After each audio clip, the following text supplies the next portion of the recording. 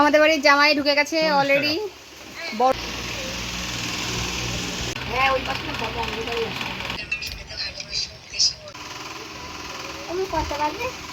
নমস্কার, কেমন আছেন সবাই? আশা করছি সবাই ভালোই আছেন।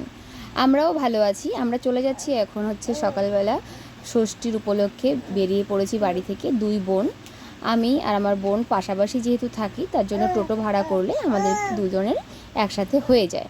তো এই দেখো আমার ছোট সোনার চোখ ঘুমে ঢুলুঢুলু করছে।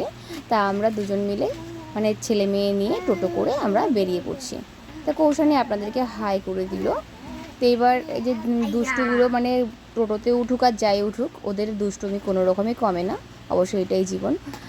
এই যে মানে মেয়েদের এই ষষ্ঠীর কথা শুনলে যেন যারা নাকি সারা বছরে বাড়িতে আসতে পারে না, তারা এই ষষ্ঠীর কথা শুনলে যেন প্রাণ ফিরে পায় যে আমরা অন্তত একটা দিনের জন্য বাবার বাড়িতে গিয়ে থাকতে পারবো। অবশ্য আমাদের সাথে সেই জিনিসটা কখনো হয়নি। আমি সেটাই বললাম যে অনেক মেয়েরা আছে যে বাবার বাড়ি, এমন কোনো মেয়ে নেই যে জামাই ষষ্ঠী উপলক্ষে বাড়িতে আসে না। আর যারা আসতে পারে না তাদের তো মনে হয় যে কি বলবো, মানে খুব কষ্ট। সেই কষ্টটা অবশ্য আমি কখনো ফিল করিনি বা আমার বোনও কখনো ফিল করেনি। আমাদের হাজারো মানে সমস্যা থাকুক যাই থাকুক, চেষ্টা করেছি যে ষষ্ঠীতে অন্তত বাড়িতে আসার। আমরা চলে এসেছি গ্রামের একদম মানে পাড়ার রাস্তায়। এই যে পাড়ার যে স্কুলটা, চলে এসেছি আমাদের এই মানে বাড়ির রাস্তায় ঢুকে গেছি অলরেডি। চলুন আমরা তাহলে বাড়িতে যাই। ছেলে মেয়েরা তো এখান থেকেই যেন দিদুনকে ডাকতে ডাকতে যাচ্ছে। তা চলুন ওদেরকে নিয়ে এবার ভেতরে ঢুকি। বাড়িতে আসার পরে কৌশানী আর নীল অলরেডি বাড়িতে ঢুকে গিয়ে দেখছে, এই দেখো সোনা ঘুমিয়ে পড়েছে। সোনা ঘুমিয়ে পড়েছে কারণ ও সকালবেলা উঠেছে। ওঠার পর মানে আর যেহেতু ঘুমানোর একটু সুযোগ পায়নি, এই সময়টা ওর ঘুমানোর খুব মানে একটা ভালো সময়। দেখুন কি সুন্দর কাঁঠাল হয়েছে বলুন। এই কাঁঠালগুলো না সত্যি এই সব মানে সচরাচর কাঁঠাল, তারপর আম, এগুলো যাদের বাড়িতে আছে, আমাদের যেহেতু শহরের দিকে একটু বাড়ি, সবার বাড়িতেই মোটামুটি মানে আম কাঁঠাল গাছ আছে। কিন্তু যাদের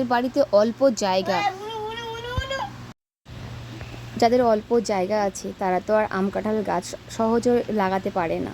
তবে আম কাঁঠাল গাছ লাগাতে গেলে অনেকটা পরিমাণে জায়গার প্রয়োজন পড়ে। তা যেমন আমি অল্প একটু জায়গা কিনেছি, কিন্তু আমারও সম্ভব হবে না লাগানো। সেই রকমই বাড়িতে এসে দেখি মা বাড়িতে নেই। মা হয়তো দরজা জানলা দিয়ে কোথাও বেরিয়েছে, একটু ঘর দুয়ার লেপে পুছে তারপরে গেছে একটু কোথাও ঘুরতে।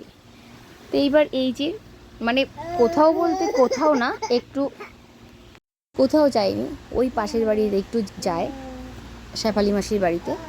এই যে নিয়ে চলে এসছে পাশের বাড়িতে আম পাড়ছে। তা আমার কৌশানী আবার একটা আম তুলে নিয়ে ওখান থেকে চলে এসছে।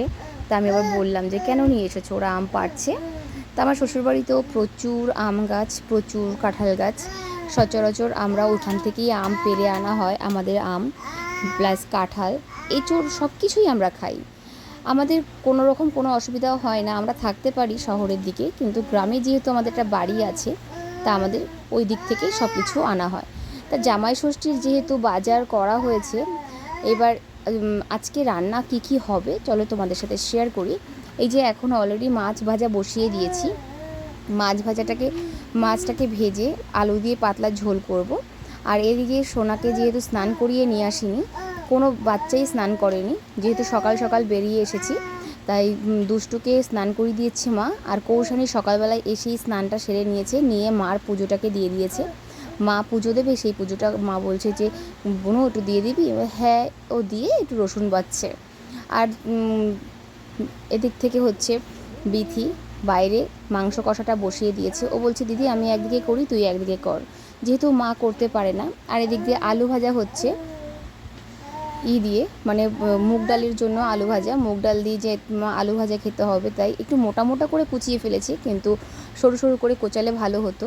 তা সেটাও কোচাতে পারে না। তা বলেছিলাম যে মাকে দিতে পারতি, মা কি সুন্দর ফাইন কুচিয়ে দেয় জানো না। আর এখানে অলরেডি চিংড়ি ভাপা হয়ে গেছে। কি নিয়ে এসেছো দেখি। গরম এতটা এই যে হাতে ধরা যাচ্ছে না। মোটামুটি রান্না বান্না কমপ্লিট হয়ে এসেছে। হাতে করে নিয়ে এই যে এসেছে।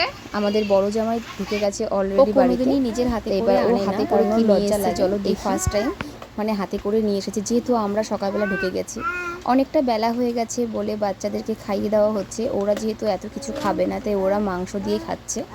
আর এখানে হচ্ছে বড় জামাইকে অলরেডি খেতে দেওয়া হয়েছে, ছোটো জামাই এখনও বাড়িতে এসে পৌঁছায়নি, তাই ওকে সব বসেছিলাম মানে যে তখন দেওয়া হয়েছে। আর তখন জামাই 4:30 মতো বাজে, আর ও তারও পরে এসেছে, এই নারায়ণ এসছে অনেক পরে। চলো ওকে খাইয়ে দাইয়ে কমপ্লিট করিয়ে চলো আমরা একটু রেস্ট করব। সারাদিন প্রচুর ধকল গেছে বাচ্চা কাচ্চা নিয়ে, তা আমরা একটু রেস্ট করব। ও খাচ্ছে আর সঞ্জয় অলরেডি ঘুমোচ্ছে, আমিও একটু শোবো। মা বলছে যা তোরা বাড়িতে একটু ঠিক করে ঘুমাতে পারিস না। আমি তো ছোটো সোনা হওয়ার পর থেকে আমি ঠিক করে ঘুমাতে পারি না, তো মা বাড়িতে আসলে পরে বলে কি তুই একটু ঘুমা। দেখেছো আমি এডিট করছি তারপরেও শান্তি নেই, ওদের গলার আওয়াজ। এই যে অলরেডি রাত হয়ে গেছে, সঞ্জয় চলে গেছে, নারায়ণ চলে গেছে। এই দেখো পুচকুগুলো কি শুরু করেছে, ওদের জ্বালায় মানে কি বলবো, শান্তি নেই। একটু শান্তি কোথায় পাবো একটু বলতে পারো? ঠিক আছে চলো বন্ধুরা, ভিডিওটা আমি এখানেই শেষ করছি। দেখা হচ্ছে নতুন আরেকটি ভিডিওর সাথে। সবাই ভালো থেকো, সুস্থ থেকো আর সাবধানে থেকো। ভিডিও ভালো লেগে থাকে তাহলে অবশ্যই লাইক করে, সম্ভব হলে একটি সাবস্ক্রাইব করে দিও। সবাই ভালো থেকো, সুস্থ থেকো, সাবধানে থেকো। দেখা হচ্ছে নতুন আরেকটি ব্লগের সাথে। সবাই ভালো থেকো, সুস্থ থেকো, সাবধানে থেকো।